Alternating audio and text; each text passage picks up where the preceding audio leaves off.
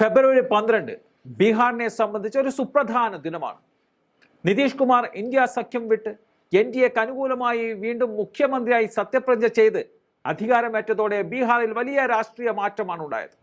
അതുകൊണ്ട് തന്നെ ഫെബ്രുവരി 12 നിതീഷ് കുമാറിന് ഭൂരിപക്ഷം തെളിയിക്കേണ്ടി വരും. അതിനാൽ ഏറ്റവും സുപ്രധാന ദിനമായി മാറുകയാണ് ഫെബ്രുവരി 12.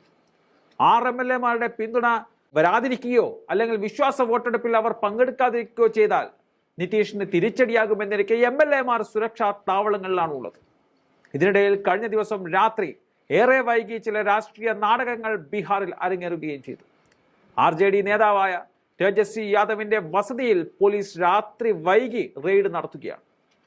തേജസ്വി യാദവ് MLA-മാരെ പൂട്ടിയിട്ടതായി പരാതി ലഭിച്ചതിനെ തുടർന്നാണ് പോലീസ് എത്തിയത്. എന്നാൽ അദ്ദേഹത്തിന്റെ വീട്ടിൽ MLA ചേതൻ ആനന്ദ് ഉണ്ടായിരുന്നു ആ സമയങ്ങളിൽ. പക്ഷെ സ്വന്തം ഇഷ്ടപ്രകാരമാണ് താൻ ഇവിടെ വന്നത് എന്ന് അറിയിച്ചതോടെ പോലീസ് മടങ്ങുകയായിരുന്നു.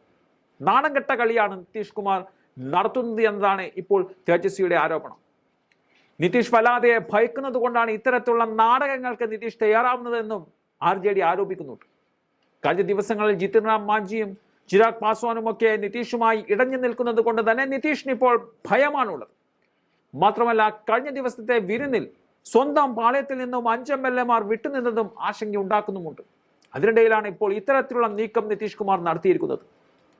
നിതീഷ് കുമാറിന്റെയും പോലീസിന്റെയും കൊള്ളരുതായ്മകൾക്ക് ബീഹാറിലെ ജനങ്ങൾ സാക്ഷിയാണ് എന്നതാണ് ഇതേപ്പറ്റി പ്രതിപക്ഷത്തിന്റെ പ്രതികരണവും.